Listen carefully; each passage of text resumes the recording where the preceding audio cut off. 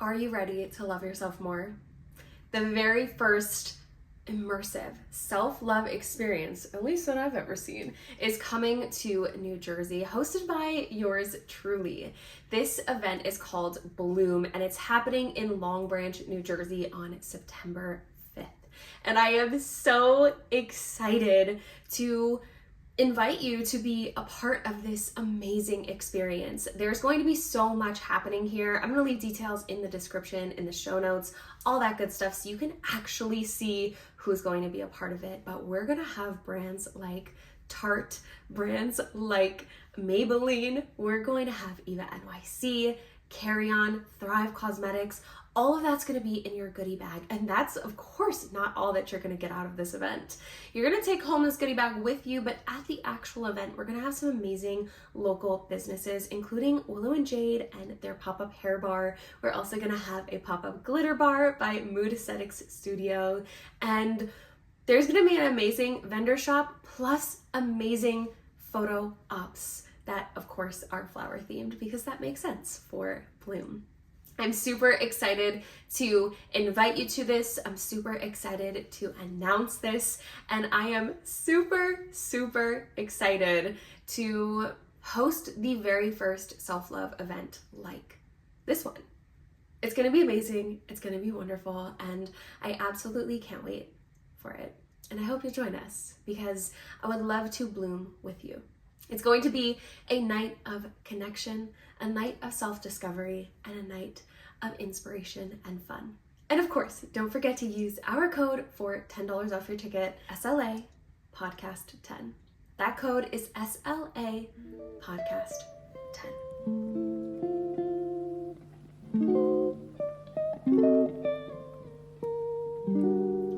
Hello, welcome back to the Self-Love Archives podcast. I am your host, Julia Salvia. In today's episode, we are chatting with Miss Hayley Paige. And the past couple of years for her have been absolutely pivotal in her career as a designer. And I'm super excited to have her here to share that story with you. Hello, Hayley. How are you? Welcome to the Self-Love Archives podcast. Thank you. I'm so excited to be here. How does it feel to actually hear people say your name? It's so special. It honestly does not get old. At this point, I just want to hear my name all the time. I can only imagine to not be able to really allow anybody to, for anybody to be able to have the opportunity, like the opportunity to just call you the name that you were born with is just such a wild and unique thing to experience in this book of your life. So I can't even imagine what that feels like. What does it feel like to all of a sudden have something that was just yours, very easily yours at birth? It's on, I'm assuming it's on your birth certificate. You know, that's what you were called for your whole life. Like, what does it feel like to have this thing that really there was no question that it wasn't yours, right?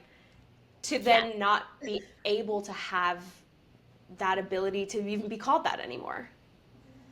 It's definitely a unique journey, but I tried not to focus on it too much because a lot was happening at the same time. You know, it wasn't just my name, you know, it was also, I was unable to practice my chosen trade, and then I couldn't access the community that I had built on Instagram and the way I was most accustomed to. And so I think when it rains, it pours, you know, and for some reason I decided that it was probably better for me not to hyper focus on what I couldn't do as opposed to, okay, well, what can I do? Because where your focus goes, energy flows. And so, of course, not that it was like out of sight, out of mind, but I kind of purposefully put myself in a position to just deal with it. I think that was healthier. And then now that I'm on the other side, I actually feel like I can go back and be like, yeah, that was real tough, you know, and very unusual. And I think even with something like health, you know, we take these things for granted, and something like my name, which I assumed, you know, I'd always have, at one point I didn't, you know, so it's just the ebbs and flows of life for sure, but I try not to dwell. Yeah, of course. It's like the mentality of like the glass half full rather than half empty. for sure. And for anyone that is listening that isn't familiar with Hayley's story, I am going to let her tell it to you and what has transpired over the course of the past couple of years. It really just feels like yesterday that I learned about your story and just how inspiring your journey has been ever since this like area of time in your life that was just such a juxtaposition between not having the opportunity to call yourself by your name that you've had for your whole life, to also having the opportunity to create yourself into anything and whomever you want to be. So I would love for you to share that story with everybody so that we can connect the dots here. Sure. It's a long story, so I'll try to condense it. But I was a wedding dress designer. I had signed an employment contract at a young age and, got right to work. I was nervous if I didn't sign the contract as is, I would miss out on my big opportunity. And then, years later, that contract was interpreted in, ways that I couldn't imagine. And it flew into a period of litigation. And I was unable to use my birth name. I could not practice my chosen trade due to a non-compete provision. Obviously, the intellectual property clause was also being factored in. And then I had to hand over what I always felt were my personal social media accounts because of the handle name, which was my birth name. And more recently, I actually had a very positive settlement from that litigation. And from that, I purchased the rights to my name back, as well as the non-compete was lifted. So I'm able to get back into the wedding industry. But going back, to that time period, obviously very challenging. I decided on a creative reinvention. And so I changed my name publicly to Cheval, which is the French word for horse, and then started a women's shoe collection so that I could still create. And, that was a very positive outcome of a circumstance that wasn't in my favor. And now I'm looking at how to weave the two brands together and get back into the bridal industry or wedding dress world specifically and use my name now. Yeah, and what a journey that is, Justin. I'm sure it felt so long for you, but such a short time. And to go through something like that during a time where we're all going through something so big and challenging like COVID, that's wild that it led you to where you are today. And it's crazy to even, I have so many things going on in my head of what is Hayley going to do next? But we're gonna get to that. I had this really lovely question for you, and it's the first thing I thought of when I think of you as Hayley Paige and you creating Cheval as this identity that you would go by for a couple of years while the litigation was happening and everything was going on, is I just think of the word of courage. And the question is, what gave you the courage to push forward and to continue and reinvent yourself into Cheval? I feel like when you have a pretty outstanding support system that is holding you accountable, it can be a very progressive thing. And the people around me, while it was pretty shocking and challenging in its own right, a lot of them were helping me come up with solutions and think about, well, what else could you create? Or, how can we make this, turn into a circumstance where you have more control and more ability to create. And that really just created an interconnectivity for me, and it gave belief in myself as well. So I would say that's probably number one. And then I also tend to operate from a place of gratitude, in that, I'm so fortunate in so many ways. And I think, you can't stare at your scars forever. You can't stare and live in your problems forever, because it soon becomes your identity. The problem becomes your identity. Yeah. And at least that's kind of how I looked at it. And while my story is definitely part of me, and it's my journey and my footprint, I feel like the living in the now and the destiny going forward is much more of an exciting place to live. And so that was helpful in the mindset shift of it all.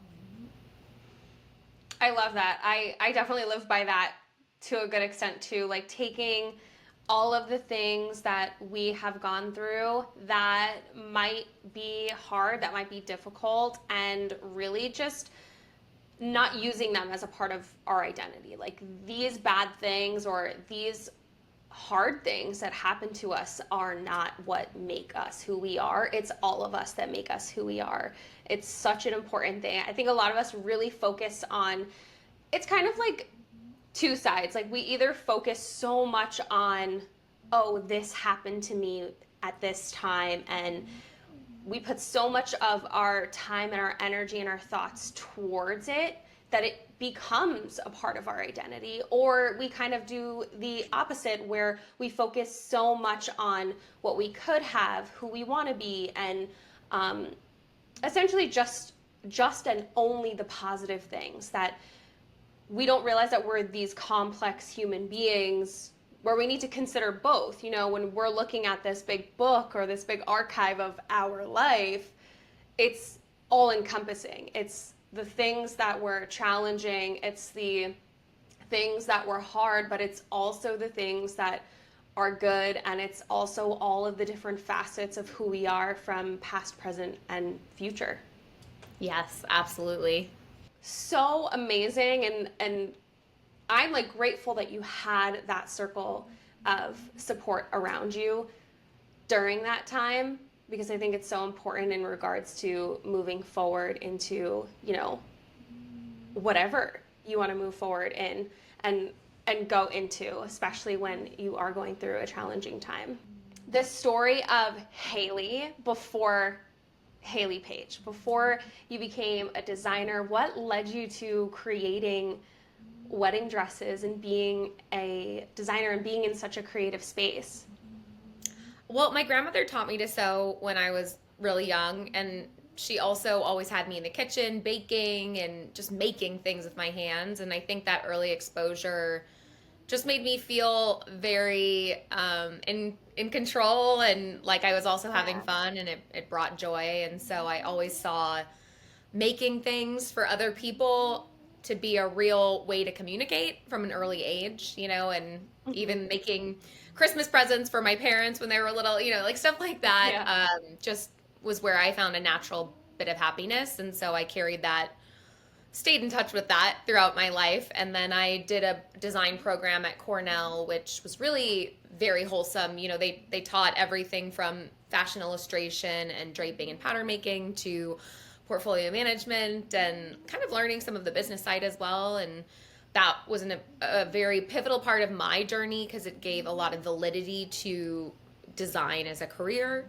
And then I got right into the design world after college. I worked for a high fashion company and then went straight into bridal. And my opportunity to, you know, ring lead my own collection was really the most exciting opportunity to receive at 25. So my trajectory in a way is somewhat linear, in that it was, you know, I learned this, I had the passion, you know, I worked hard at it. But I think probably one of the more important aspects is, well, actually two things, is that I've put in a lot of hours. So like thinking about design and fashion and having passion for it and good taste, I think is very important. But like actually doing the work of, you know, learning sewing and draping and pattern making and how to bring a dress to fruition and what happens when your original concept isn't making sense, you know, like going through that process millions of times is really important. But then I also think the psychology of it too is really good, because I experienced a pretty massive fall from grace, or however you want to say it. You know, I had this, you know, big, huge brand, and then lost touch with it and went through a really scary litigation. And so I think when you can maintain your enthusiasm for something and going through those setbacks and stay in touch with your craft and your passion, even when you're not allowed to do it, you know, that's really important too. Oh yeah, for sure. I feel like that gives even more strength to the passion and the creativity and the ability to move forward, and especially in regards to whatever is next. Absolutely. Sorry, my bulldog was grunting, and so I just didn't want her to be in the background. No, you're okay. You're okay. Just like I am Actually, grunting, I'm going to make myself heard on this podcast. no, you're totally fine.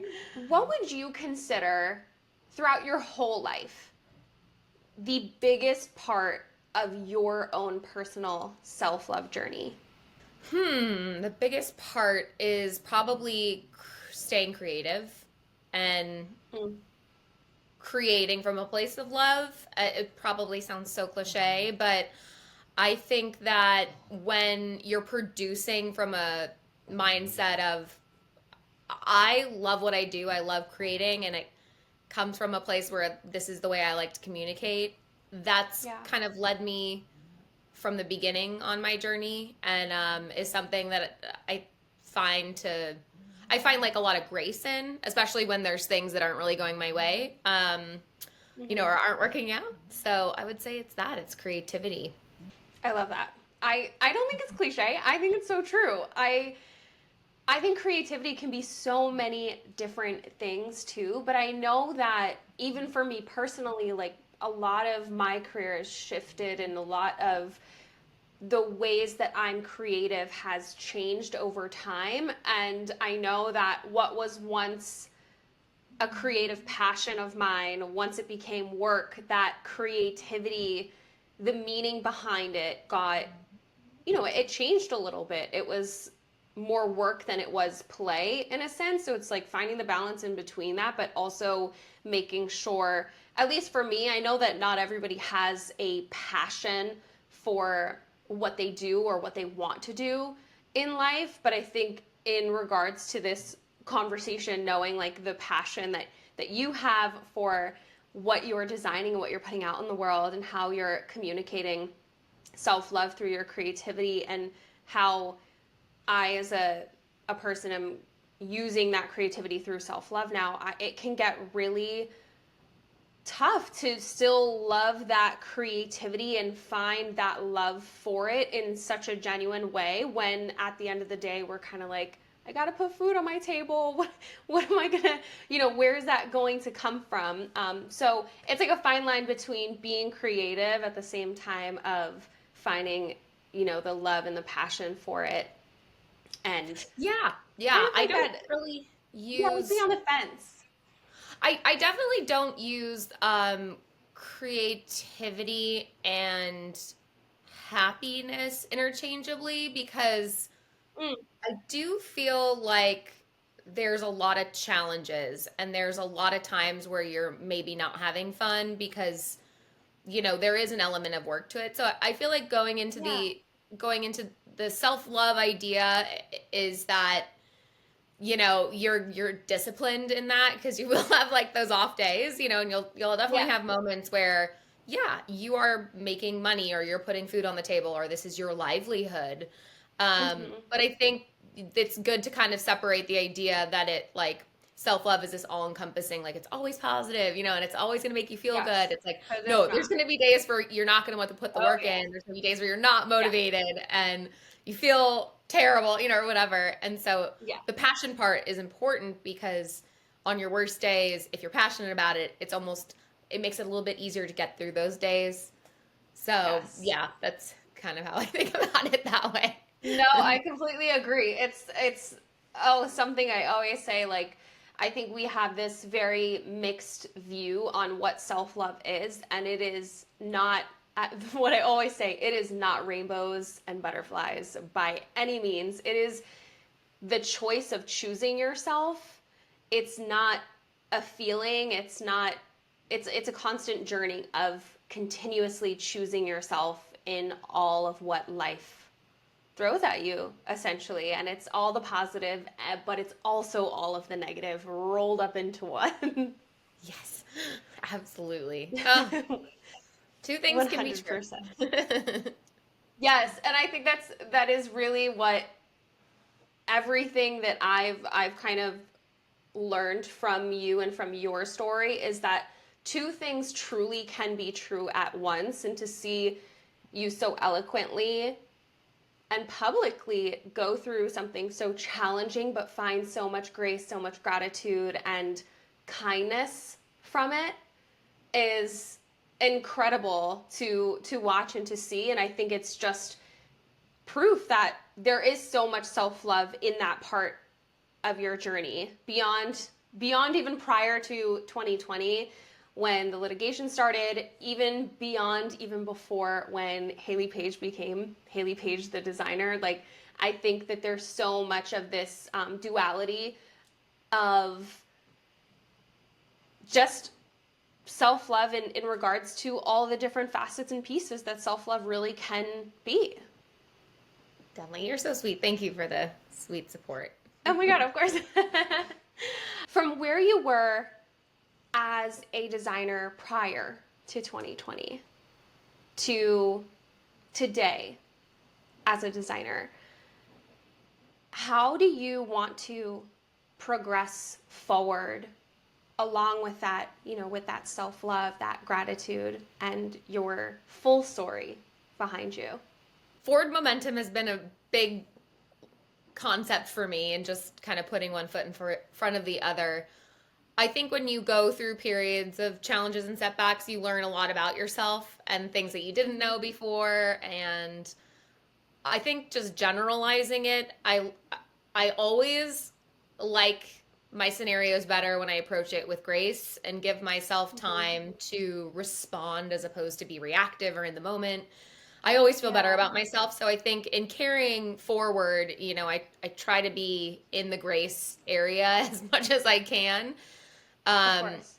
And then, I think work ethic is really important to me. And I'm very much I like working. I like putting a lot of hours in. And so I'm very excited to kind of get back into the depths of focus in my craft and spend a lot of time perfecting and doing what I love, but learning as much as I go, because I still consider myself a student, even though, I've been in the industry before. You just know that there's always going to be surprises and new ways of doing things and better ways.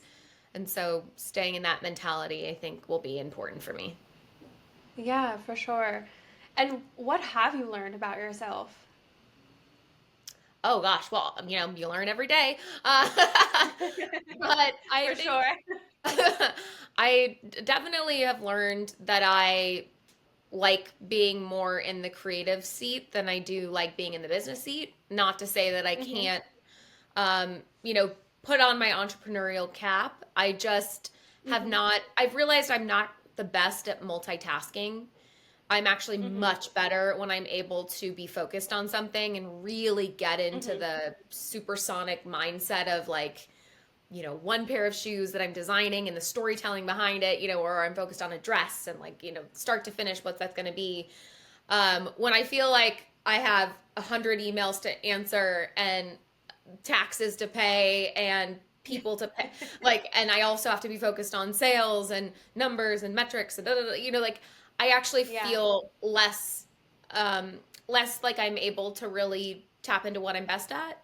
And so that's been probably one of the bigger lessons in starting a small business, is that unfortunately you kind of have to do all of that. You have to be everywhere at once. And that mindset is that you're never going to be the best at one thing then, because you're going to be all over the place, which I think really good entrepreneurs are good at multitasking and they can manage it. Whereas for me, I'm much better when I'm able to be in the moment, very focused. And I've actually found that about relationships as well, is that like, I like when I can really tune out, and like be present at a dinner table, and that can be really hard when you've got a million, distractions and things going on. So that's a big lesson, I think. Yeah, I love that. I definitely feel that on so many different levels in regards to, the entrepreneurial spirit. Sometimes I yearn to only have one thing to focus on. And it's sometimes difficult because you're like, well, which one? Yeah, it's really hard to prioritize as well. And that's kind of what you have to start doing, is like business is actually, it's managing your attention and knowing where your attention is best served in those little pockets and moments. And then also knowing where to delegate properly so that the job still gets done and you're not going to have to redo it. But, and I've loved learning that. It's just that if I could pick and choose, I think I'd be a little more focused in design and the branding side of things. Of course, it's still it's kind of like you wouldn't know if you didn't try anyway. So it's so good that Right. that was something that you've kind of gained and really validated in the process of being an entrepreneur for this moment in time. Yeah, yeah. And it's such a big undertaking. And I love there's a real Mm-hmm. sense of freedom, autonomy, and responsibility. And I appreciate those Mm-hmm. aspects of it because it's super challenging and it's so demanding.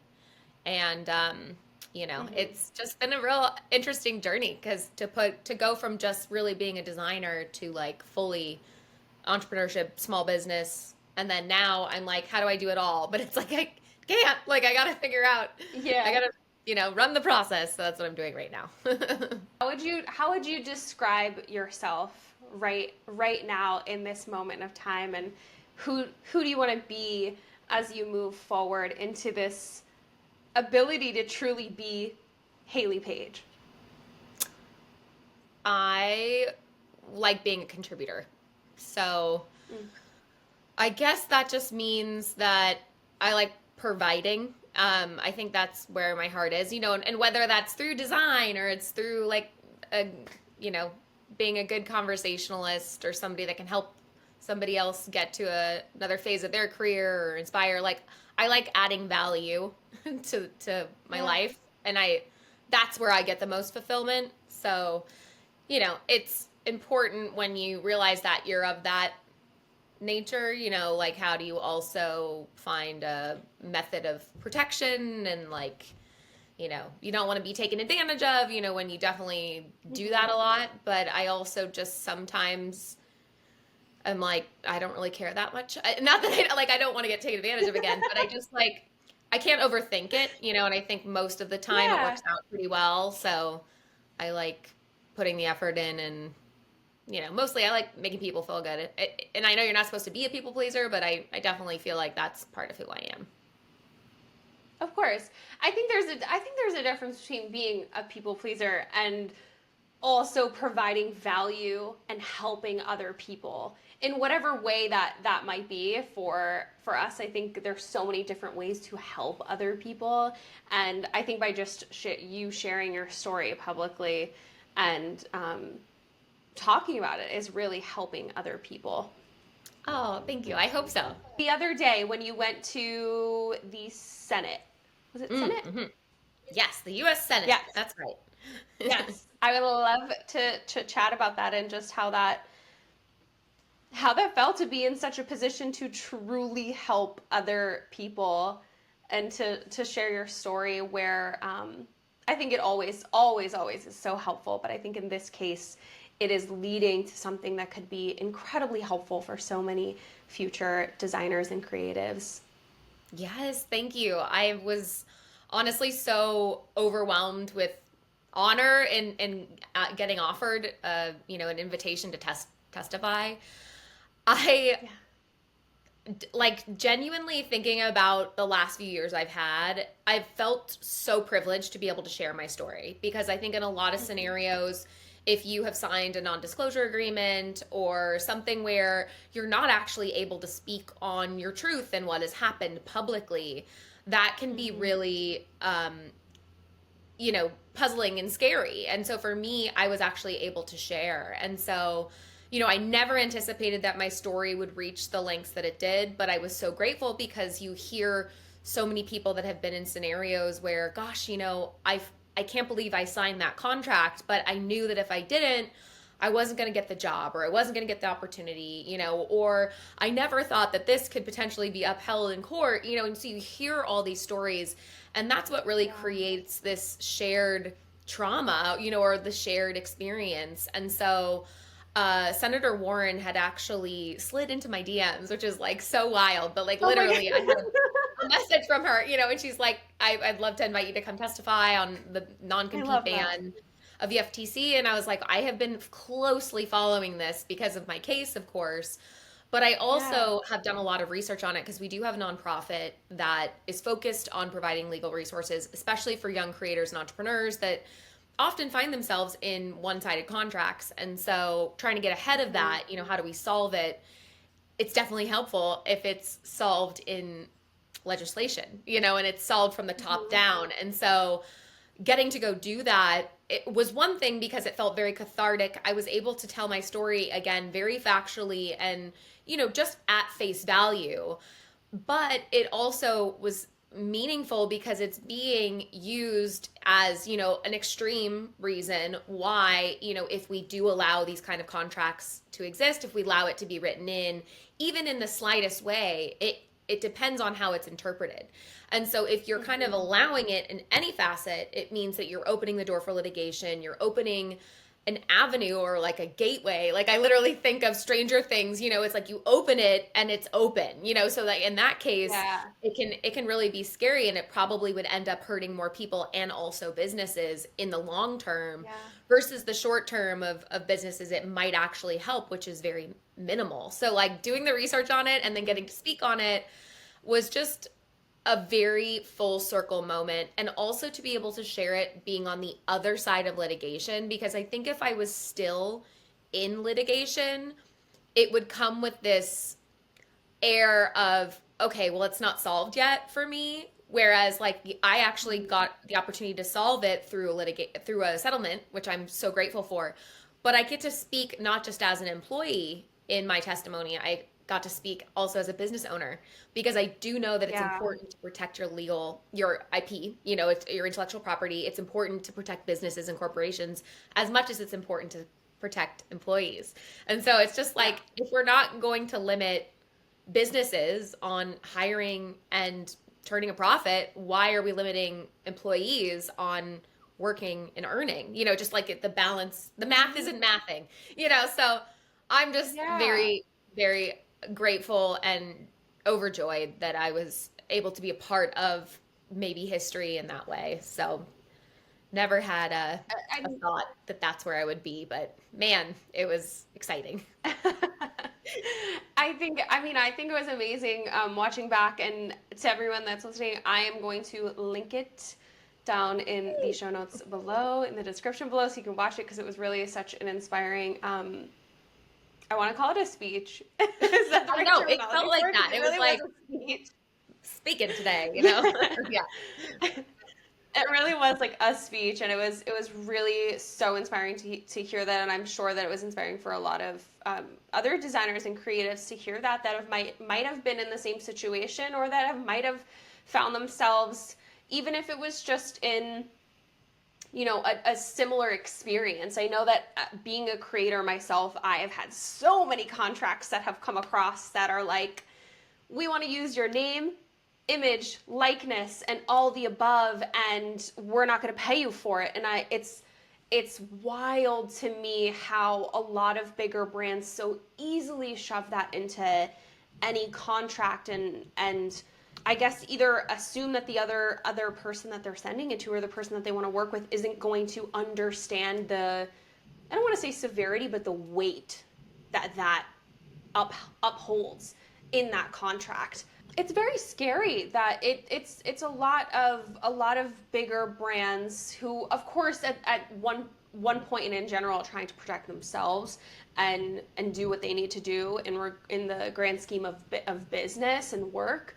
And livelihood, but when there's the ability for anybody really to be a creative, now that we have this openness for anybody to create something and sell something and be able to share it with the world, it's tough, because there's a lot of things that maybe we are not taught, that we don't know, that we aren't educated on, that one, I feel like we should be, of course, in some retrospect, especially now that truly anyone could jump on social media or start creating something, whether they're designing or creating something, selling it on Etsy maybe, or starting a social media account. We're not getting the right education from, like from teenage years or like adolescents on like how heavy some of the things are when a contract comes across into your email, and it seems like the best opportunity in the world, and it is, but there's this really weighted sentence essentially in it. Yeah, I know. I just feel like you only know what you know, and it's always good to put a little bit of checks and balances into your journey. And a lot of times I think that's having a good mentor, a good business advisor, Of course. having friends that aren't yes people around you, just people that know you really well, and know where your blind spots might be. But best way to do it is, tell your story, tell the trials and tribulations, so that others can, learn what the possibilities could be and ways to avoid. I always say it's good to learn from other people so that you don't have to go through what they go through, even though ultimately it is good for you to go through your own challenges and hards in life. Still is good to tell the story. So good for you for having lots of inspiring stories on your platform. Thanks. I definitely think that, and I think that a speech that you've provided to the Senate is really going to make a difference in regards to how we look at contracts as entrepreneurs, as creatives, as small business, but also how our government and legal system really moves forward with, AI and everything that's technologically, coming up in this world, and how work looks in this world to all of us. Yeah. Because I think, even to touch on what you mentioned before, in the grand scheme of everything that was spoken about, just the having kind of like this stop point at creating, and this stop point of being able to expand your livelihood or make more money doing something that you love, that you're passionate about, that you're good at. There shouldn't be that. You should have the ability to kind of run wild with it. Run amok. Well, thank you, Hayley, so much for being here and sharing your story with me. I really, really appreciate it. And sharing your story with all of us. It means the absolute world to me. Is there anything else that you want? Of course. Is there anything else that you want to add to the conversation that you'd like to leave everybody with? Well, we do have our nonprofit, A Girl You Might Know Foundation, and we're really set up to provide resources. So, if your audience is looking for support in whatever they're building, whether they're, an entrepreneur or just looking to sign a very decent contract, we try to help provide legal, free, or pro bono resources or recommendations. And then we also have a grant that you can apply for. We have one winner annually, and usually it's a creator of some sort. So we'll be opening applications on that in September, and then selecting in December, awarding in January. So that, and then, hoping to get back into the women's, wedding dress space. And in the interim, we've got all these fun, sparkly shoes. So, that's me. That's where I am these days. I love it. I absolutely cannot wait to see what is up next for Hayley Paige and all the designs and all the exciting things to come. So thank you so much again for being here. And before we go, please share your most important socials and where everybody can find you. Oh, for sure. I have at Miss Hayley Paige, which is my Instagram, and yippee! That one has been through a journey. And then I also have All That Glitters on the gram, and then my shoes are mainly on at She Is Cheval, and then we've got at A Girl You Might Know Foundation, and then sheischeval.com to shop shoes. So that's what's cooking these days. But we're hopefully going to be trying to make a bigger splash on TikTok and YouTube. There's just so many platforms these days. So yeah, I guess you got to show up on everything. I don't know. I know. I always just say, which one are you looking for? I don't know. Just Google my name. You'll find them all. They'll be there. So much. It's so overwhelming, because you definitely, as if you're a creator or you're doing podcasts or you're on a media trajectory, you can feel like you're overthinking it, and how much content do I need to put out, and how often do I need to be showing up, and It's a lot of work. So I commend everyone that does it. I'm so excited to follow up and see where you are in like a year or two in, in the design space and see what you're up to. I love that. We'll circle back. Thank you for having me. For It was sure. so sweet to have this conversation. Of course. Hi, friends. Thank you so much for tuning into this week's episode with Miss Hayley Paige. This episode was truly a reminder that we just need to keep moving forward with grace. If you are interested in purchasing tickets or learning more about Bloom, an immersive self-love experience coming to Long Branch, New Jersey, September 5th, make sure to check the description down below so you can learn more. And don't forget to use the code SLA Podcast 10 for $10 off your ticket. See you there.